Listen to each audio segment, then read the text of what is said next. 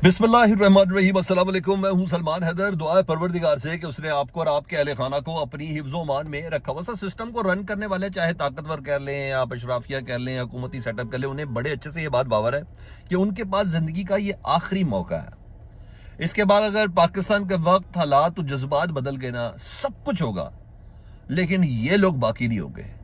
This is very much clear. और इसी वजह से एक के बाद एक ब्लफ मारने की कोशिश की जाती है। राना सनाउल्लाह साहब की शक्ल में इमरान खान साहब मुझे बनी गाला भेज दी की दरख्वास्त दे दें, सैयद तारिक फजल चौधरी साहब की शक्ल में दी जा रही है और अफनानुल्लाह साहब की शक्ल में दी जा रही है। हालांकि ऐसा कुछ भी नहीं, क्योंकि जब जब पाकिस्तान तहरीक इंसाफ कहीं से पावर पकड़ती है, जिस तरह अभी सुहेल आफरीदी ने उस मायूसी को ख़त्म किया पाकिस्तान तहरीक इंसाफ, तब ये बातें आती हैं। ना इनके बस में है, ना ऐसी कोई बात है।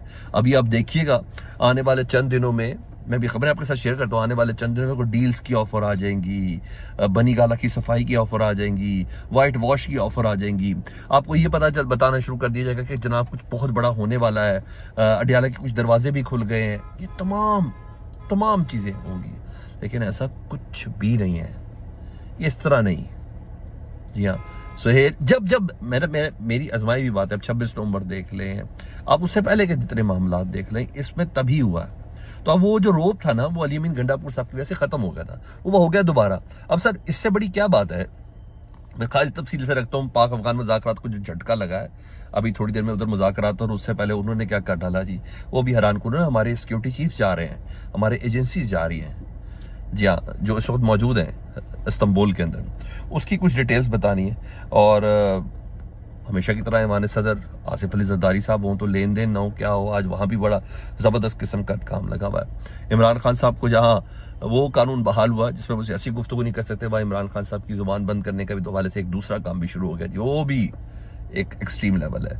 बस आप ये अंदाज़ा लगा लें कि जब पाकिस्तान का एक मुशीर, प्राइम मिनिस्टर का मुशीर है, तकरीबन सबको पता चल गया कि जनाब मुलाकात इमरान खान साहब कराने में हुकूमत का कोई अमल दखल नहीं है। चाहे इसके कदीमा साहब कह रही हैं कि मरियम नवाज साहबा हो रही हैं, उन्होंने कहा, लेकिन जस्टिस डोगर साहब की बात वाली तो उन्होंने नहीं मानी, एक SHO नहीं मानी तो SHO मरियम नहीं, ऐसा कुछ भी नहीं है। ये मुझे आपको बड़े अच्छे से पता है, इस हुकूमत के ज़िम्मे कुछ नहीं है। इमरान खान साहब की मुलाकात, उनकी बैठक, उनकी सिटिंग, उनकी सब चीज़ें, ये सब होनी इस्टेब्लिशमेंट के थ्रू ही है। अब जब सबको पता चल गया कि कुछ नहीं है, और ये बात का बावर हमारे प्रोग्राम्स में, राना सनाउल्लाह साहब, आपको खुद तो पता है, अब क्या करें, राना सनाउल्लाह साहब की मोहसिन नकवी साहब से मुतल्लिक दिए हुए कलमात, राना सनाउल्लाह साहब का मेरे ही प्रोग्राम में ये वादा करना कि हम इमरान खान साहब की मुलाकात कराने जा रहे हैं, और उसकी मुलाकात का ना होना। अब मैं क्या कर सकता हूँ, मुलाकात तो होनी चाहिए, यही सब वज़रा ने कहा था ना, जिस जमाने में ये सियासी गुफ्तगू हो रही थी, अभी चंद माह पहले की बात है। जी हाँ, तो अब इन्हें पता चल गया कि हम तो सिस्टम में बहुत ज़्यादा बेवकत हैं, जो कि ऑलरेडी है। फिर आज शोशे छोड़े गए बड़े करीबी ज़राए से कि नवाज शरीफ सब दिल से चाहते हैं कि इमरान खान साहब रिहा हो जाए।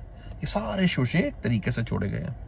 इन सब के पीछे एक ही ग्राउंड है, वो मैंने आपको बता दिया जी, रेलिवेंसी शो करने के लिए। पाकिस्तान का मुशीर जो है वो ये कह रहा हो राना सनाउल्लाह साहब की शक्ल में कि हाई कोर्ट का जो लार्जर बेंच है ना, जो हुक्म दिया था, उस पर अमल इसलिए नहीं हुआ क्योंकि हुकूमत के मुशीर राना सनाउल्लाह साहब कहते हैं क्योंकि सुहेल आफरीदी को उसकी औकात बतानी थी। यार ये कह रहे हैं, उन्हें किस लिए हमने अमल नहीं किया हाई कोर्ट के ऑर्डर पे?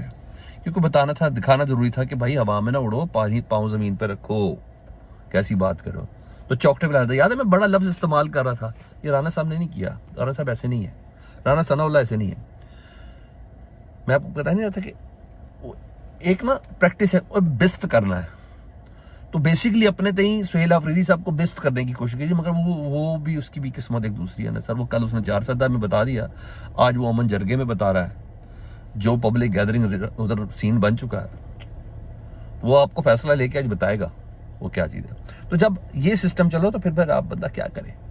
उधर वो ईमानी सदर में आज बड़ी ज़बरदस्त बैठक है जी, जरदारी फैमिली पहुँच चुकी है जी, फरियाल तालपुर, आसिफ अली जरदारी, बिलावल भुट्टो जरदारी साहब, ये सब कराची से इस्लामाबाद पहुंच गए। मामला है आज़ाद कश्मीर की काबीना, आज़ाद कश्मीर का वज़ीर आज़म कौन होगा। अब देखते हैं, क्योंकि वज़ीर आज़म साहब का जाना तो ठहर गया है। अब तहरीक एतमाद के जरिए उनको बाकायदा तौर पर उनको मुस्ताफ़ी करवाया जाए, क्योंकि पाकिस्तान तहरीक इंसाफ का एक फॉरवर्ड ब्लॉक भी है ना, उसको मनाने की कोशिश की जा रही है। और वो खैर वो माने ही माने, जारी बात है। जब पहले फारूल ब्लॉक ने इमरान खान साहब की हुकूमत को उधर ब्रेक करते थे तो क्या था, हाँ ये आखिरी बार है वो महाजरीन की सीटें साइंस उन करवा चुके हैं तहरीक वाले।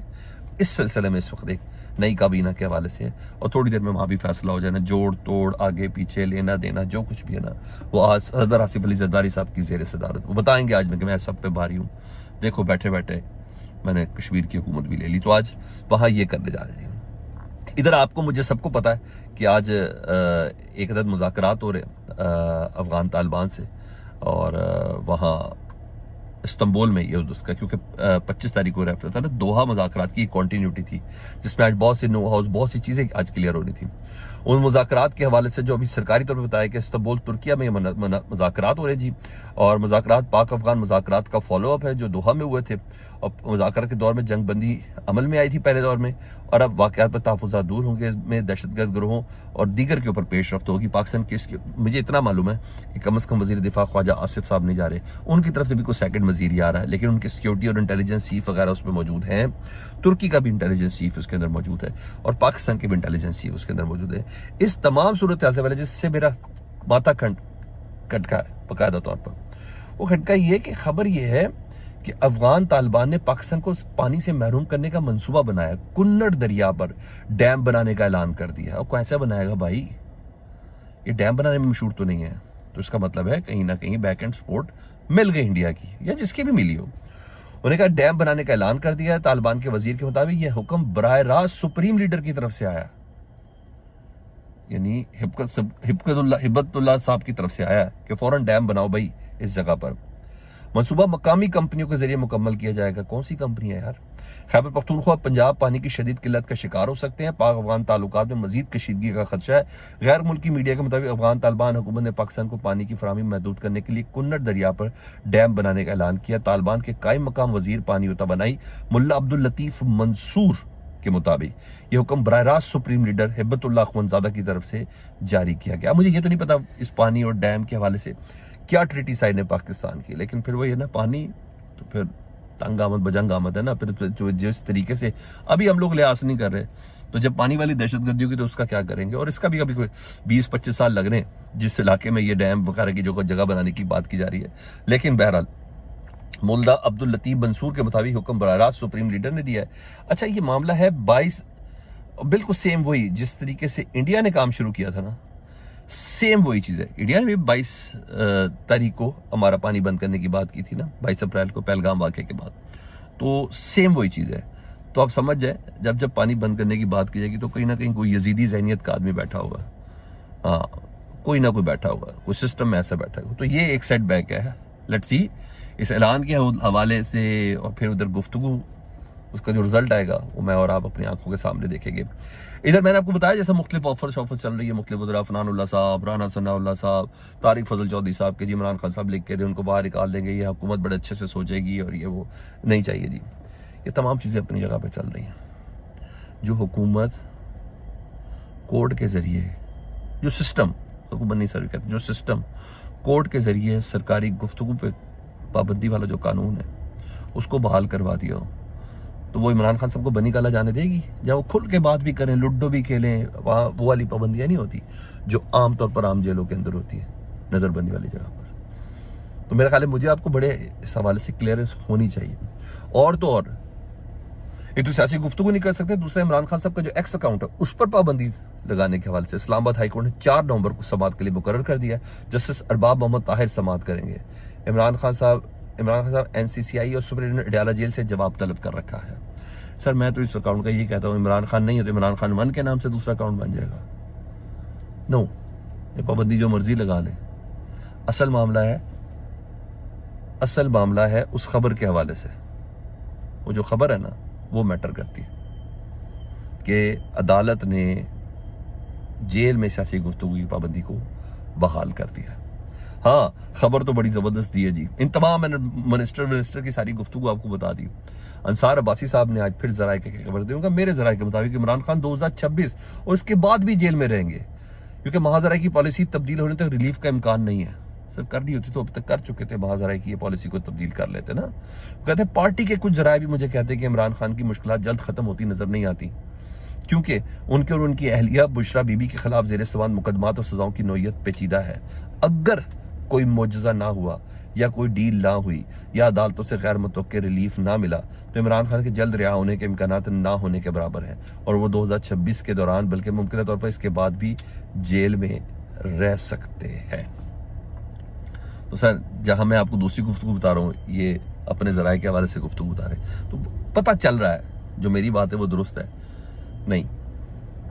इस सिर्फ प्रेशर के साथ, एहतजाज के साथ 2 प्रेसिडेंट सेट हो चुके हैं ऑलरेडी, कश्मीर वाला और सिंध का, जो सिंधिहारियों ने जो पानी की जो नहर है उसके फैसले को अंडू करवाया था। तो इसका मतलब एहतजाज कहीं नोट होता है, लेकिन हो तो सही। अब देखते हैं सुहेल आफरीदी आज का जो फैसला है अमन जरगे से वो किस किस्म का निकलवाते हैं, मैटर करेगा। हाँ, खबर आई है मुसद्दिका ज़राए से कि मेहदी हसन साहब ने, आपको पता है पिछले दिनों ख्वाजा आसिफ साहब के साथ सवाल किए थे बड़े तगड़े और बड़ी परेशानी हो गई थी उसके हवाले से। पता है हुकूमती अहम वज़ीर ने बैनुल-अक़वामी मीडिया से नुमाइंदे के साथ तयशुदा आखिरी लम्हात में इंटरव्यू कैंसिल कर दिया है कि कहीं मेहदी हसन जैसे सवाल ही ना कर लें। सारी बातें बोलने को कुछ है ही नहीं। और फिर बात करेंगे बुनियादी इंसानी हकूक़ की, फिर बात करेंगे अदलिया के 126वें नंबर की, फिर बात करेंगे आज़ादी इज़हार राय की, फिर बात करेंगे इलेक्शन की। तो गुफ्तगू करने के लिए सर कुछ आपके हाथ में होना भी ज़रूरी है, नहीं तो आए बाएँ शायद तो फिर पहले अच्छा खासा मजाक उड़ा। अभी इंपीरियल, वो समझे शायद इंपीरियल लेदर सोप वालों की कोई यूनिवर्सिटी है जिसका ऐलान कर दिया सरकारी तौर पर, अभी वहाँ में मजाक उड़ाया ना। क्या ख्याल है? फीडबैक से मुतल्लिक़ ज़रूर आगाह करें, अपना बहुत ख्याल रखें। अल्लाहुम्मा सल्ली अला मुहम्मद व आले मुहम्मद।